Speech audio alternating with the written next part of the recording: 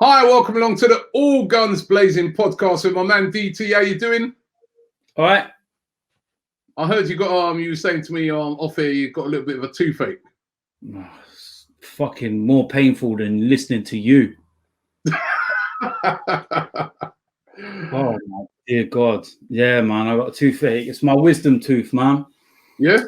Yeah, it's broke and it needs to be taken out. And the dentist said just before lockdown, they because the dentist won't actually do it because you actually have to be put under sedation. So they referred me to another place which was going to do it, and then we went into lockdown and no dentist will see anyone. And it's kind of, yeah, there's a couple of days where I have a nice time and everything's good, and then like right now it's throbbing and it's so painful, man. And I'm at that point where I just want to headbutt a wall and grab a pair of pliers and start yanking it out myself. Well, you're always talking to that wall behind you every time you speak to me, innit? So there you go. Exactly. Like that one. Yeah, exactly. That's how I feel when I talk to you on a constant basis. Do you know what I mean? How was the watch-alongs at the weekend then? Yeah, it was all right. Yeah? Yeah, it was good. You enjoyed it, yeah? Why are you trying to compare again? No, you know what I mean? I thought, you know... Robbie, I know what you're getting at. Do I have to educate you again? I thought you said that, you know, you had no interest in football. Hold on a minute. Let's get it right. Hold on a minute. Let's get it right. I said I have no interest. I said I have no interest in the Premier League coming back whilst it's unsafe to do so. There's a complete difference between the Premier League and the Bundesliga, Germany, UK. No, I know that, but it's just that you on more than a few occasions you were saying you've got no interest in football. You just don't want to. It's not the right time for no football. And then I was actually watching your watch along, and I was like, hold on, no, cheers for that. That's not DT. That must be Thanks for watching. Someone who looks like him. Thanks for watching. I'll make sure that I say thank you when I support you, man. Yeah, it's cool. You don't do that for me, but I was actually supporting you. I'll FaceTime you when I'm on a shopping trip. Well, what did you make of it anyway, Bundesliga coming back? The opening 15-20 minutes, I found it really difficult to get into. I felt that it just lacked intensity, the atmosphere and everything else. But I think that once Haaland scored and, you know, Dortmund started getting a foothold in the game, then I started to really enjoy it because they didn't look like they had been away. Yeah. They looked really good. And then I was crossing backwards and forwards, you know, between the Leipzig game and everything else and Augsburg. And it was really good just to, you know, see what was going on. And, you know, when I watched the Munich game on Sunday as well, same thing. I thought that their levels were really good and the way that they played and everything. And it's just difficult, man, just watching football with no fans in the stadium. There's no atmosphere at all. It's, you know, now I know what Man City fans must feel like. So I think a City fan will come and knock that tooth out for you if you carry on. You know, I mean, you keep. Yeah, I think you got to try and find one first. But at least it was football being played, because the thing is, now we're hearing with the Premier League, they're starting to go back into training now. So starting it off from today, groups of 5 non-contact, and they're looking to ramp it up as they go along. Notice actually that Troy Deeney hasn't got it. One of those players who said he's not going into training yet. Of course, we both know he's had a kid recently. Yeah, and apparently he was saying that the kid's had, you know, difficulties in breathing, so he's not feeling it yet to go back, which is fair enough. But, after watching the Bundesliga, do you think now to yourself that, all right, give it probably the end of June? They were talking about the 12th of June. I can't see that happening. Probably 19th or a little later. That it returning in that way is more satisfactory than what we saw yesterday in Scotland, which is basically the league just ended and things just handed out. You know what I mean? And if you're a Celtic fan, you're over the moon because they won the league. But if you're a Hearts fan, they've been relegated. Just like, you know, it don't seem right. No, I know what you're saying. The situation with Troy, I fully understand where he's coming from. I was speaking to him a few weeks ago, and you know, I know about the situation with his boy. He's only 5 months old, and at the end of the day, how can anyone have a go at a man for wanting to protect his family? Yeah, you can't. You know, that's his right. That's his choice, and people should respect that. At the end of the day, he's got his reasons why he's done it. But end of June, what's that? 6 weeks away. A month away. Yeah, about 6 weeks or so. So we will certainly know where we are as a country by the end of June. There's a case starting to drop, aren't they? Yeah, they're starting to drop. Cases are dropping, deaths are dropping. Yeah, what will be the key will be in about a week's time or so, because it would have been 2 weeks since the relaxing of certain lockdown measures. And if we have a massive spike in a week's time or so, then you know that's coinciding with, you know, the lockdown easing 2 weeks ago, because it takes around a 2-week period for the coronavirus to start to show, they say. So, you know, it's not an immediate thing. So, yeah, if we can get to the end of June and it's continually going down and there's no spikes, then you're certainly going to be in a much safer position. You know, my argument all along has always been that they're talking about the end of May, start of June, and it's just, for me, nowhere near close to, you know, being able to play football. And there's still too many deaths at the moment to be going out there and playing football. You know, there's other things going on in the world. And, you know, I think that on a moral ground that we shouldn't be playing football.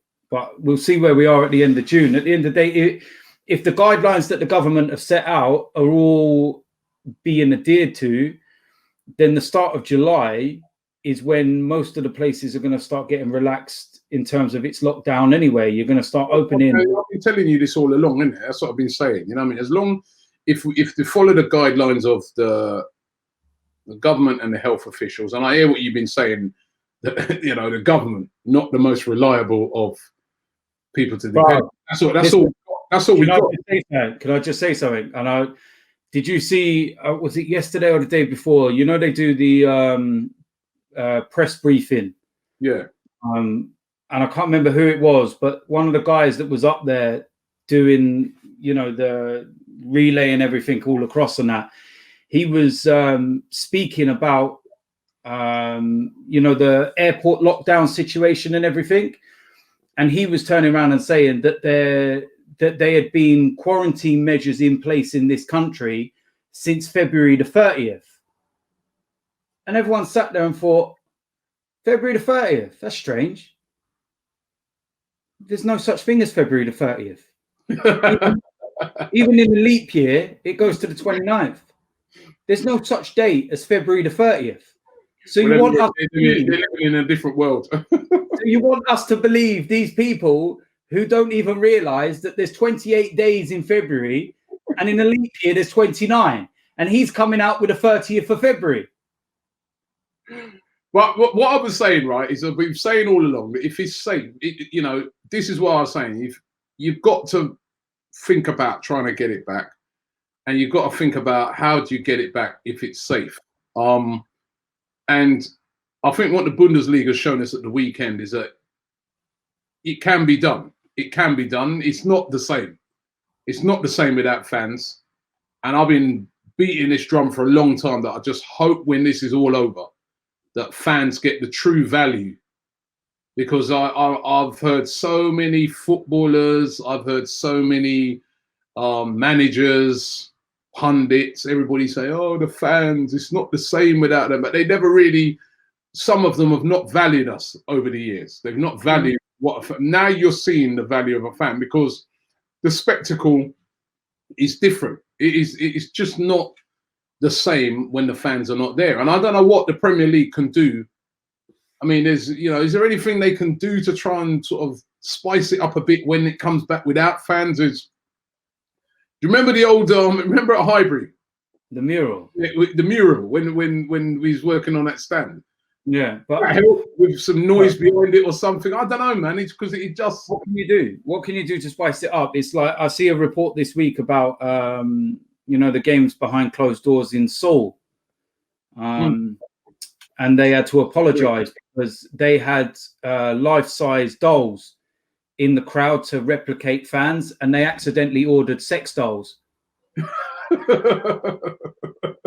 So they had a load of sex dolls in the crowd. And maybe that's what the Premier League need to do to spice it up a bit.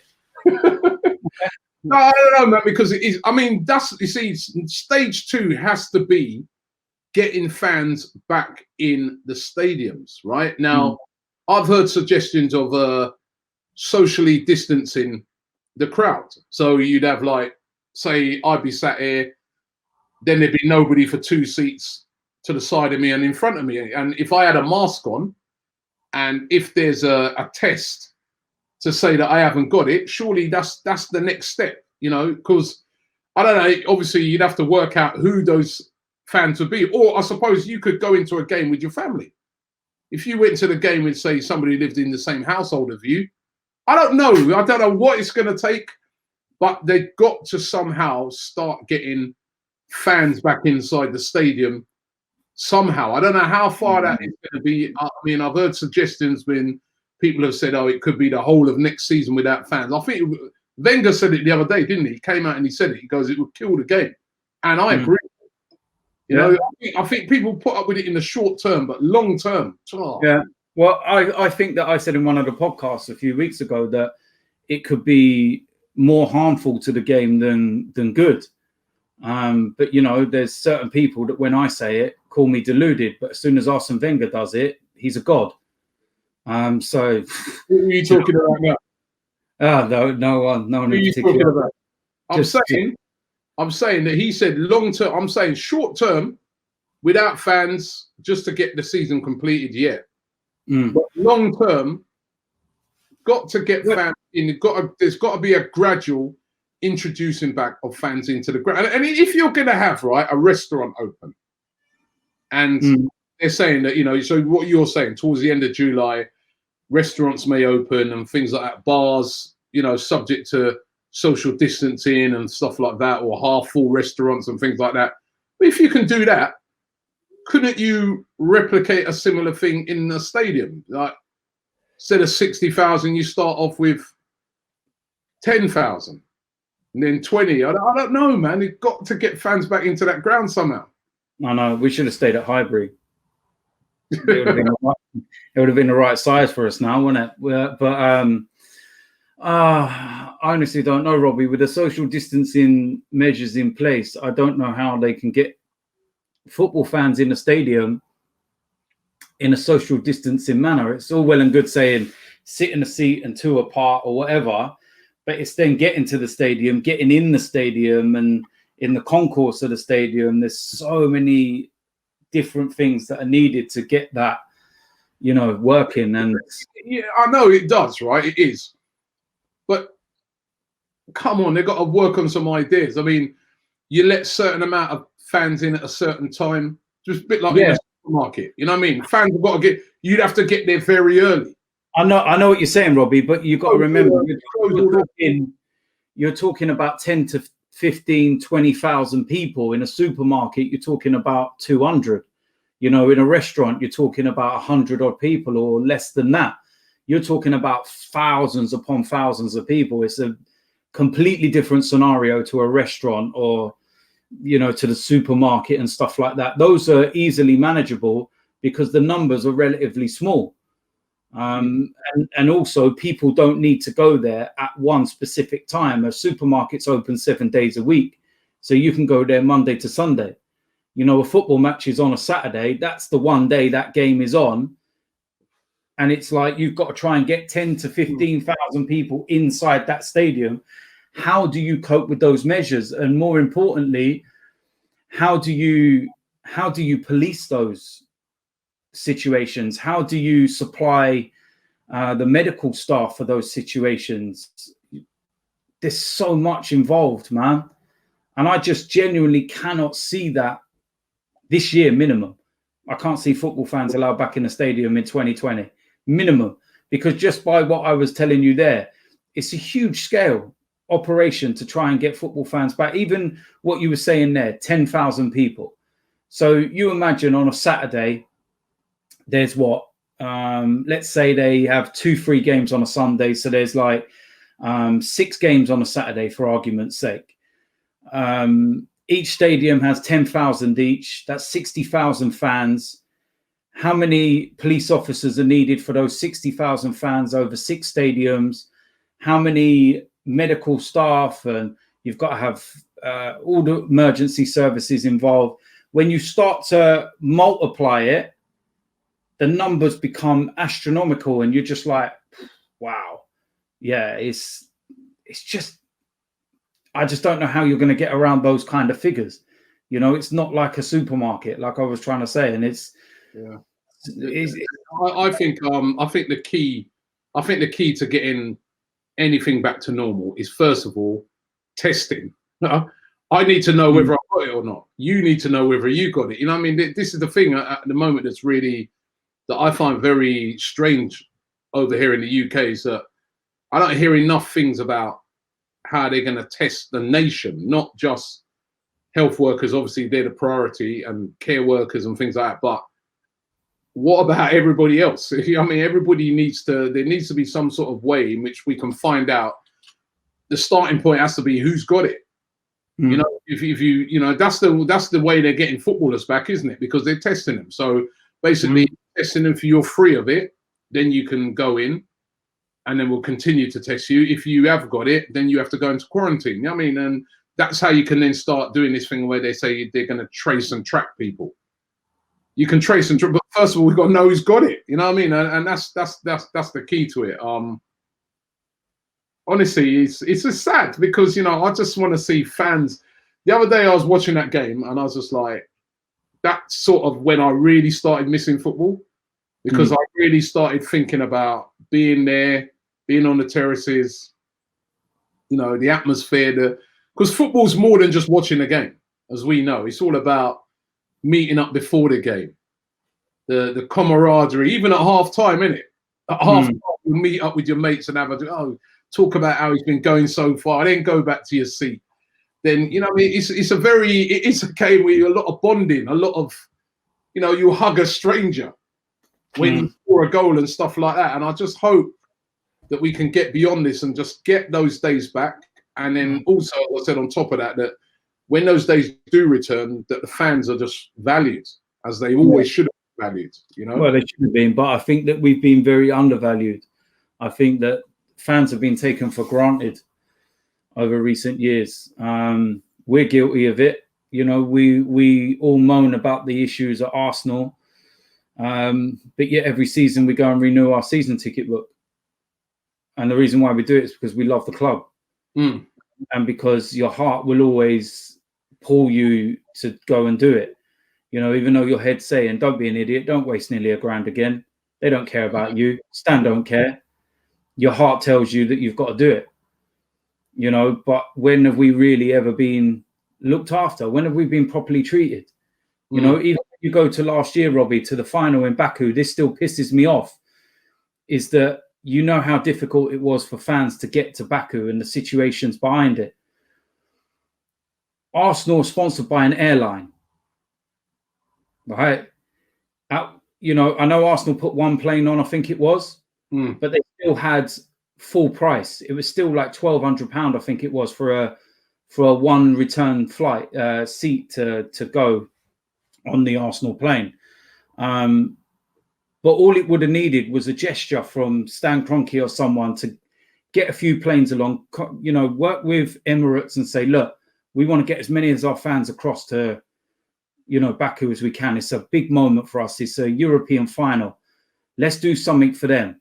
And no, let's not give them, you know, a free trip or anything like that. We're not saying that. But let's try and compensate for them somehow.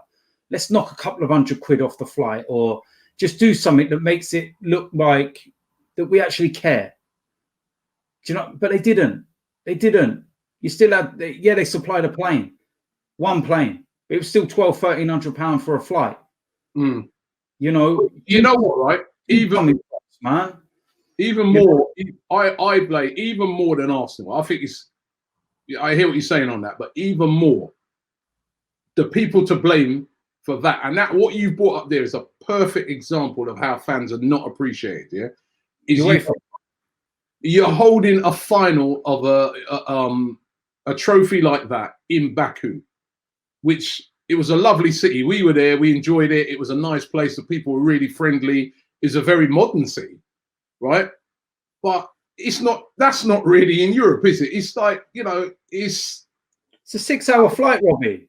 Yeah, it was a long 6-hour flight. Yeah, we had to fly over Iraq. Yeah, exactly. You know what I mean? And you're just thinking to yourself, why is this final being held here? And basically, that shows you that they don't appreciate fans, because they were just like, we don't care that they're going to have a lot of trouble getting there. We don't care that it's going to cost them loads of money to get there. Because you know what? We're making loads of money by holding it in Baku, because the government of Azerbaijan are paying us loads and loads of money to host it there. So we don't really care about Chelsea fans and Arsenal fans that they can't get there. And there you have it. And then they didn't even really care that it wasn't really a packed stadium, because at the end of the day, they made loads of money off of TV and stuff like that. And then these are the same people that then now be coming back moaning, these sort of people at UEFA, oh, we need the fans. It's not the same without, right? Well, you didn't care about us last year in Baku. You know, now you realize the value of us. It's not just your TV money. If we ain't there to create an atmosphere, it is not the same game. And that's a great example you bring up there. Baku personifies it. Absolutely. Do you know what as well, Robbie? It's not just that, but you've got to remember as well that we lost one of our players because of the location. Yeah. And they didn't give a toss. Mkhitaryan. Yeah, so, and people can go, oh, it's only Mkhitaryan or whatever, but we lost one of our players. You know, weren't injured, wasn't suspended, just simply couldn't go there because of the location. So it's like, you know, just of all the years that we get to a European final, it's the one that's in Baku. You know, the year before it was in France. This year it's in Poland. Do you know what I mean? The one in between we get to, it's in Baku. The 6 hours away, like plus or whatever it was. The flight was absolutely monstrous. I remember it was, if I remember rightly, we actually got to Dubai quicker than Azerbaijan. Yeah. For that trip to Dubai, we actually went to Dubai. Yeah. And I think, if I remember rightly, it ain't a flight to New York 8 hours from the UK. 8 hours. Yeah. So you're talking about you can actually fly back from New York, because when you fly back from New York, because of how the winds are behind behind you when you fly back, you could actually fly back from New York just as quick as it was to get back from Baku. It is ridiculous, and that's why they sent fans for that final, because they didn't care. They didn't care, and now they're seeing it. Now they're seeing these empty stadiums. Let's see what happens when we get out of this. How they treat fans then. Let's see what happens with Arsenal. Are they going to lower the ticket price? They might have to, because fans might be like, yo, I ain't got it. I ain't got that money. I ain't got £1,000. Times are hard. Better might have to lower that down to like 7. This, you know, might have to get that cash injection going in. You know what I mean? From Stan. Because you see where they've said that. You see where they've said about they're going to relax some of the financial fair play rules. So that does open it up that if he is going to put a big cash injection in, he can do without breaking any of the rules. Yeah. You're not confident. No. Neither am I, trust me. No, just they relaxed financial fair play just as Newcastle are about to be owned by the Saudis, and they're just going to go out there and buy everybody now. Absolutely.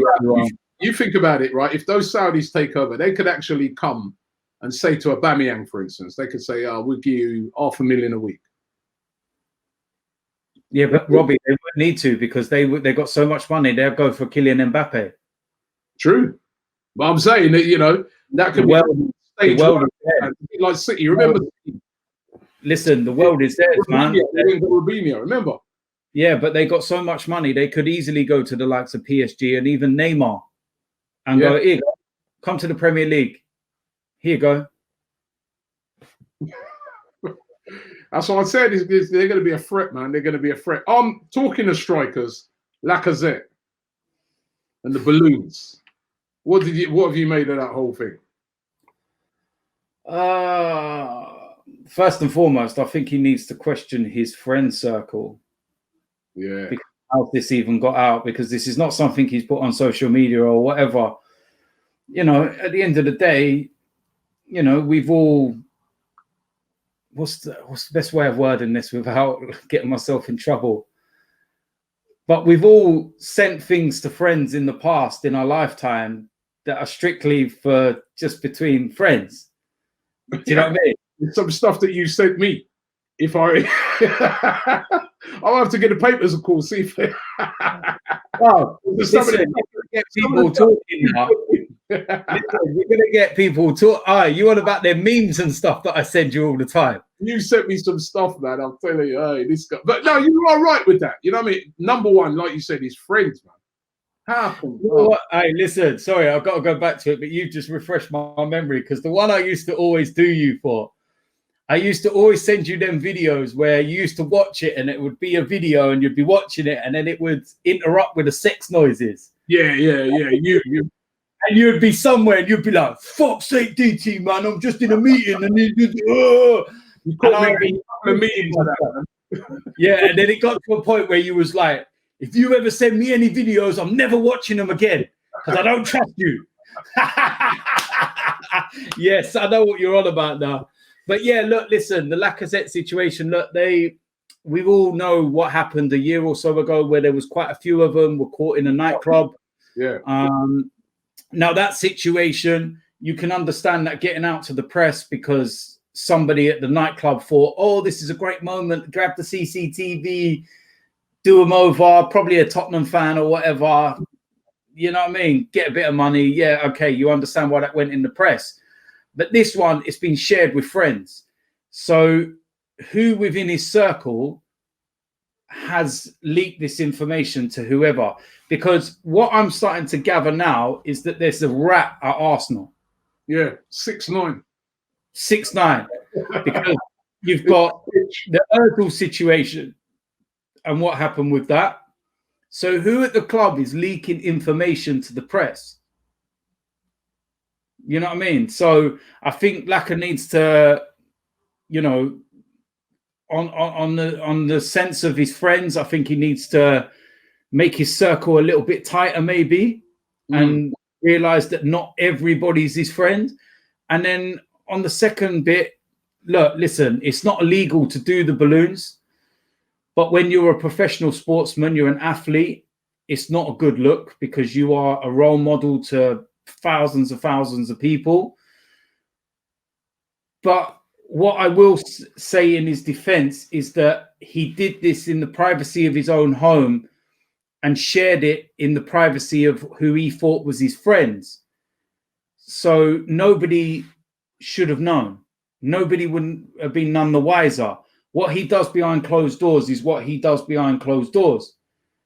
And if we don't see that, we don't know that. So we ain't got any reason to have a problem with it. But somebody broke his trust and leaked that information. And when that does get out in the public domain, given the position you're in, it looks very irresponsible.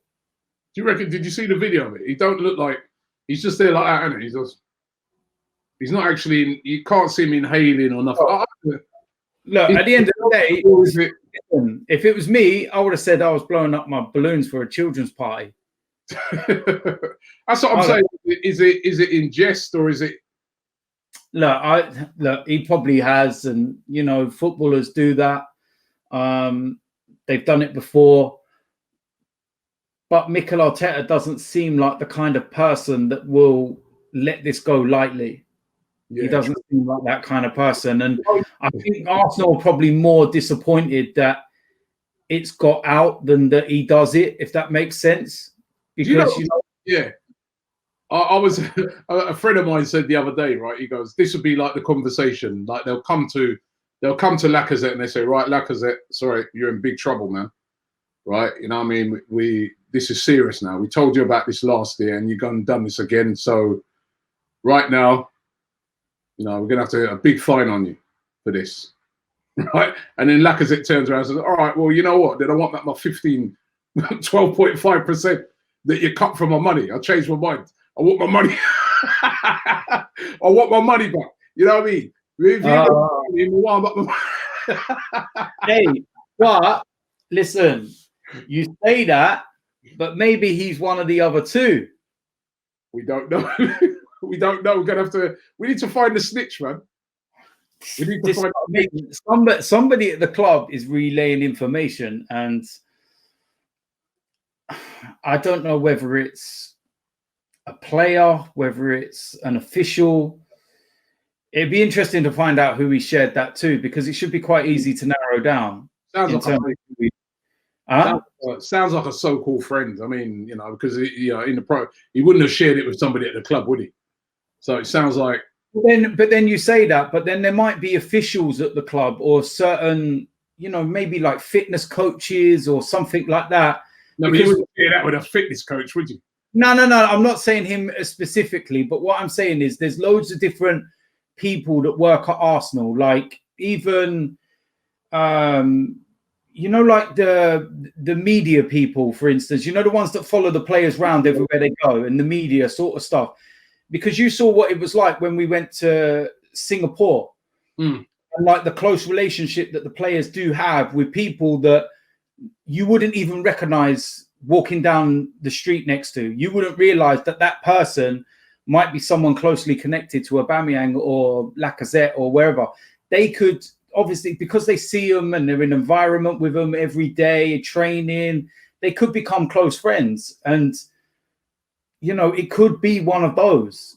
Yeah, man, those people are there. I don't know. Those people, they're there to protect them. Not to. I think it's probably a mate or someone that he's, you know, or maybe he sent it to a mate and somebody else connected to that mate has seen it, and then, you know what I mean? But it's horrible.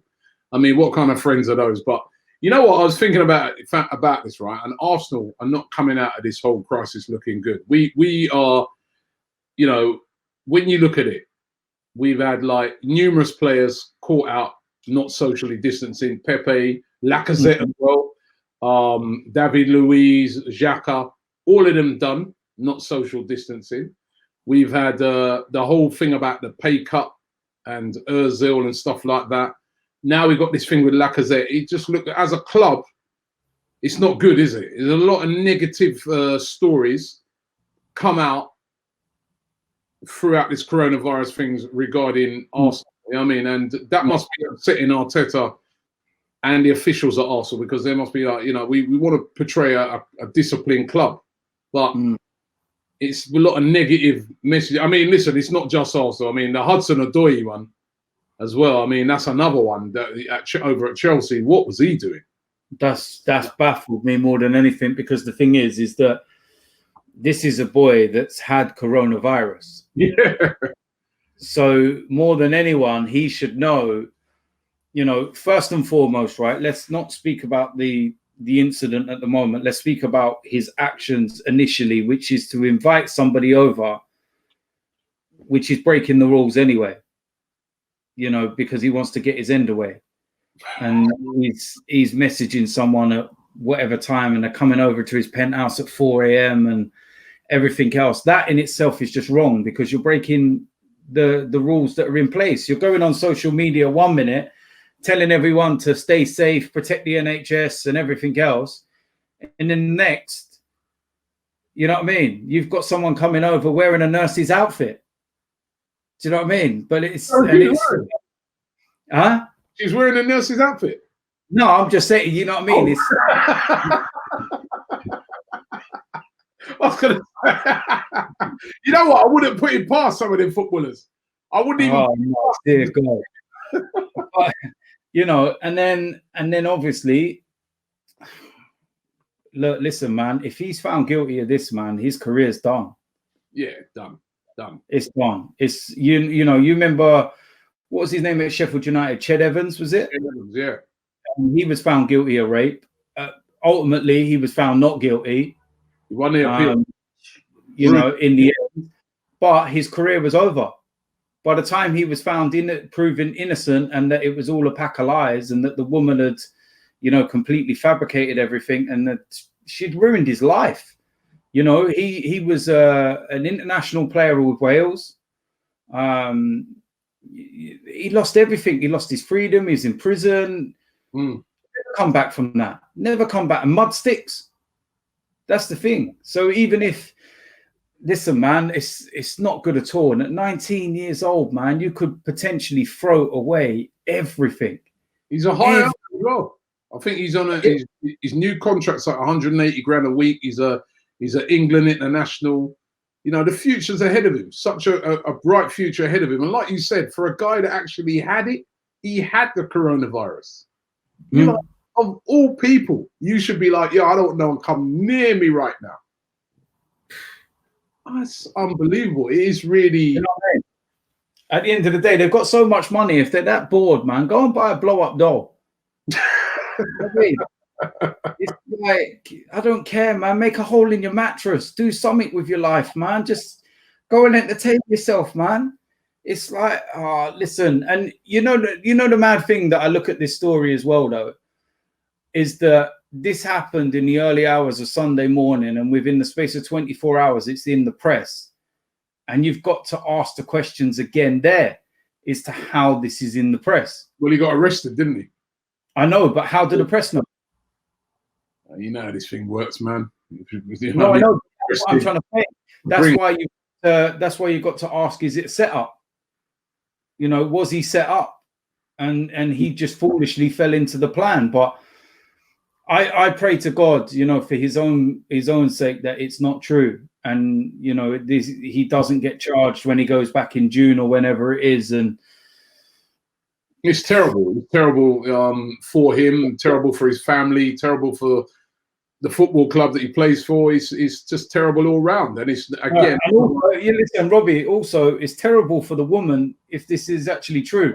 100%, you know what I mean? Because if this is... Because we have a tendency when these things happen to turn around and say, probably she tricked him because of all the money and stuff like that. But at the end of the day, we don't know. You know what I mean? Remember the Harvey Weinstein thing? Everybody at first was coming out and saying, no, he didn't do that. Well, and look, he's in prison now, right? Yeah, well, loads of other women came out. So we can't judge it. Either way, we can't judge it. Yeah. You know, law's got to take its course. But it's terrible all round. You know what I mean? Because this, like you said, he's put himself in a bad situation. You've had Moisteen do something at Everton. We're again putting himself in a potentially bad situation with this, doing a similar type of thing, bringing girls around to his house during he called it a lockdown party. Kyle Walker, you know what I mean? What's wrong with these players, man? I mean, these are players that haven't got, you know, the responsibility of children and wives and stuff like that. You know, you look at you know, videos of Arsenal players online of Aubameyang and, you know, even Xhaka and stuff like that. They're happy and they're content with their home life, with their wife and their children. And, you know, they got no reason to go out and do something stupid. You know, they got a missus at home, they've got their children, they've got a life, and they've got all of those things. But then a lot of these young footballers, they've got nothing except money to burn. And they're like, what do I do with the money? You know, they can ring up all these high-class escort agencies in Mayfair and whenever, and, you know what I mean? Send a car, come to my penthouse, here's a few bags, whatever. And that's how they enjoy themselves. And crazy. It just seems to be those that seem to be getting in the trouble, the young ones, the ones that have got so much money and nothing to occupy their time. People need the right people around them, because you know, Hudson-Odoi is like 19. This is a problem sometimes. You ain't got the right people around you, you know, and you've got the wrong people around you. This is the serious traps you can fall into. That, and some of these traps be traps that you can't come out of. You know, talking of you know, money and stuff like that. You see the rumor today about Hector Bellerin. I think it's Sky Germany reporting that he wants to leave in the summer. I don't know what you've made of these comments or these rumors, should I say? What have you made of it? I mean, Bellerin, you know, he's been at Arsenal for a very long time. He's still got a long contract, still got 3 years left on his deal. We know that he had that bad injury, the ACL, and he's just coming back from it, and you know, slowly but surely starting to get back. Looked upon as a real Arsenal stalwart, a player that potentially could be the captain, say, if Aubameyang leaves. The rumours are that he said he'd love to do it if Aubameyang left, but it's a bit of a strange story coming out saying that he wants to leave. Listen, I'm surprised someone's not accused us of fabricating the story and blaming us for it. Do you know what I mean? Everyone knows that apparently one of us made his, you know, imitated his voice to do a tape once before, wasn't it? Apparently, it was one of us. I don't know how many of us on AFTV can speak like Hector Bellerin. I genuinely, to this day, still don't know how one of us can imitate his voice. But there we go. But look, listen. At the end of the day, you know my thoughts on it. I've expressed my opinion on Hector Bellerin a lot to you, even before lockdown, after games, and I'm really worried about him. He seems to have lost a yard of pace. He seems to be a weak link within the side. He seems to be getting exposed. Football's getting even faster. It's getting more physical.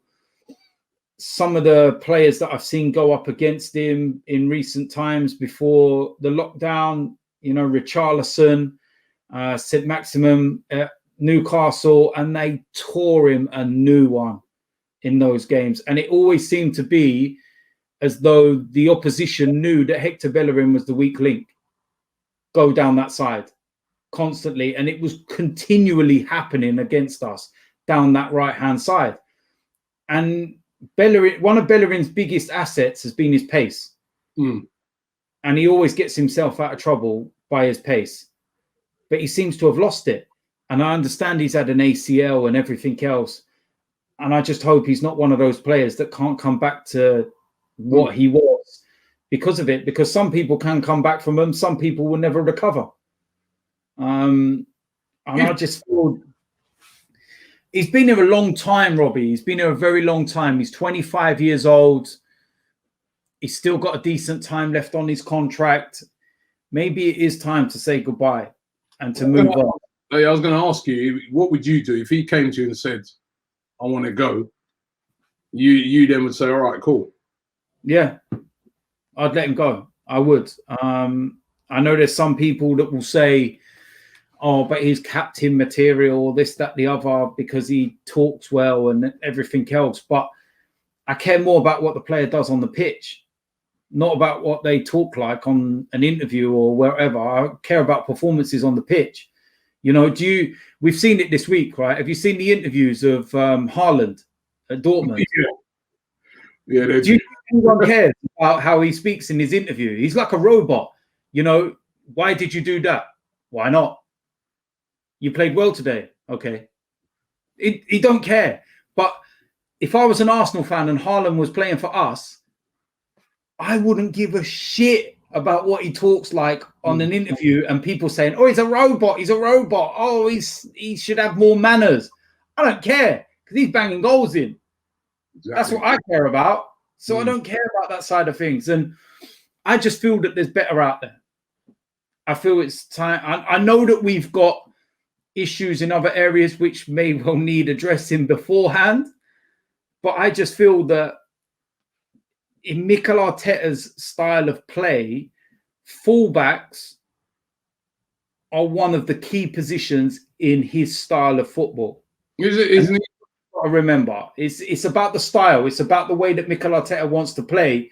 Fullbacks are just as important as centre-backs in the system that he wants to play because of the way that he likes to utilise them. And I just don't think Bellerin's got that in him to be what Mikel Arteta wants. I've seen better, and there's better out there. But of course, it's whether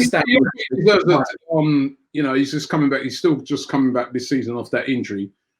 Don't you think, though, maybe give him at least another year to see if he gets his full fitness back, gets his pace back? Because then if he did, maybe he would suit what Mikel Arteta's trying to do, which is he's that pacey guy, because he does get up and down the pitch well. Right. Right, Robbie, the one thing about Hector, right, and this has always been a problem with Hector, this ain't even just since his injury, right, is that he never attacks the last man enough for me as a fullback. He never gets to the byline and beats his man. Every time he gets the ball in a one-on-one situation, what does Hector Bellerin do? What does he do? Relies on his pace to try and get past him, or passes it off. He goes inside. 9 times out of 10, Hector Bellerin always passes inside. What does that do? It slows everything down. If you go to Manchester City, because we will use them as an example, because that's where obviously Mikel Arteta was, go and have a look at the likes of Kyle Walker. What does Kyle Walker always do? Attack on the outside, stretch. You know, look at what our left-hand side does. What does Saka do on that left-hand side? Attacks the byline, gets crosses in. Even when Tierney was playing, or even Kolasinac, what do? Attack the byline, last man, commit, make things happen. Bellerin, he always gets there, and then it's a kind of play it safe. Just make sure I don't lose the ball. Just play it safe. And it just slows everything down. I wonder if they've seen this coming is the reason why, because a lot of people were very surprised, for instance, when we got Cedric in. And they were like, well, we've got right backs. We've got Maitland-Niles. We've got Bellerin. Why are we getting another one forward? Why do we, there's other areas. But I wonder if maybe because they're seeing that maybe there's a possibility that he could go and get Cedric in. Yeah, or maybe because Arteta doesn't feel that he can do the job that he wants. He sees him in training every week. You've got to remember that.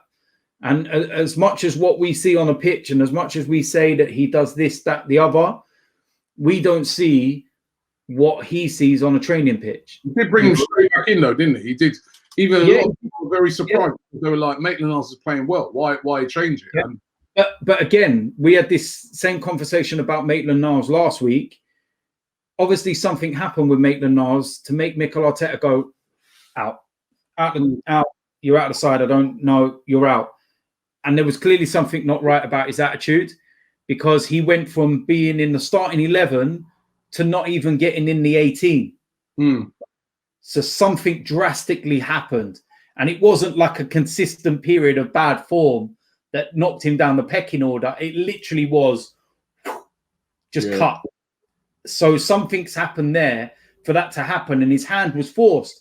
And then we go into the transfer market, and obviously Arteta's probably looked at it and gone, right, I'm not going to have Maitland-Niles as a right back now because I'm done with him.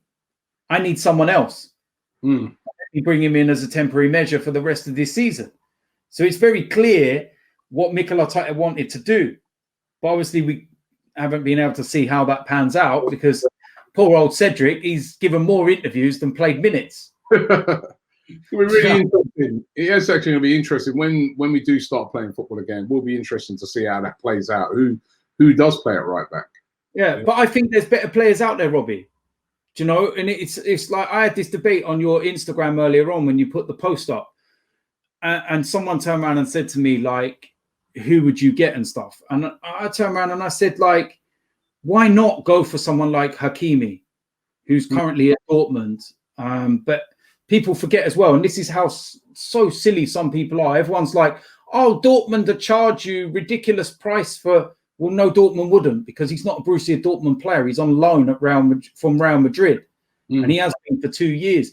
And his 2-year loan ends in June or whenever the season finishes, or whatever it is. Name, the right back at PSG, forgotten his name.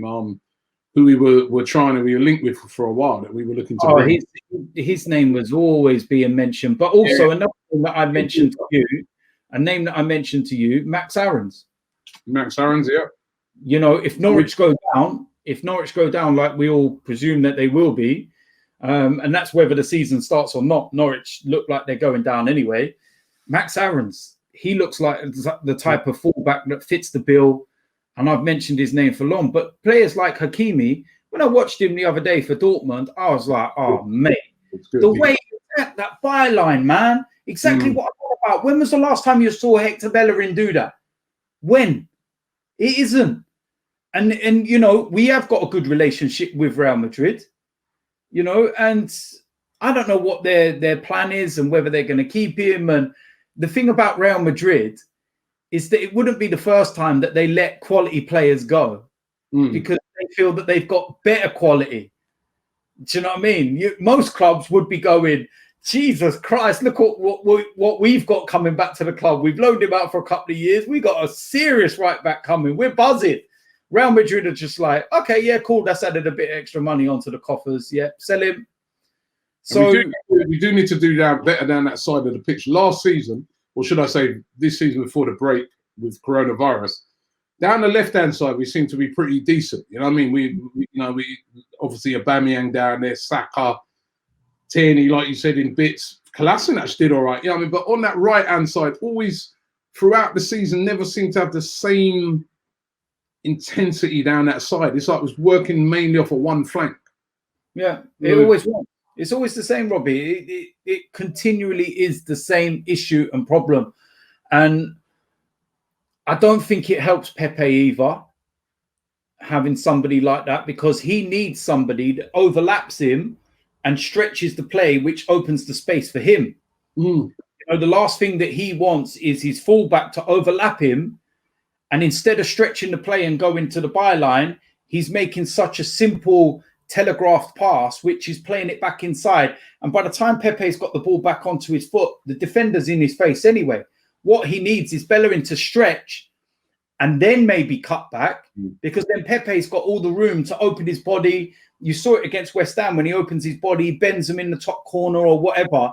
He's got the ability to do that. If you look at when he was playing in France, he had that freedom down that side because that's the way they played. They played to his style. But I don't feel that that right-hand side complements him right. And I just feel that there's better out there. I feel that Bellerin's been here for a very, very long time. And he's one of the players that we could probably get a considerable amount of money for.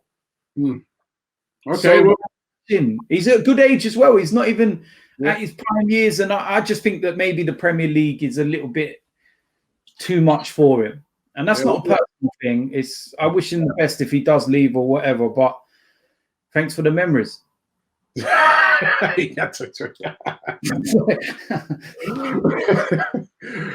what it is, Robbie? Do you know what it is? Yeah. Listen, before the show, I took my painkillers, and like for the first 20 minutes of this show, I was kind of like just trying to numb out the pain, because it was really hurting, and I was trying to think of other things. Now, I honestly don't even know where I am. Well, before you go and say anything out of place, right, we're going to end the show now anyway, right? I'm floating, man. It's like, woo! Balloon before the show. I was there. Me and Lacquer are buddies. Wow.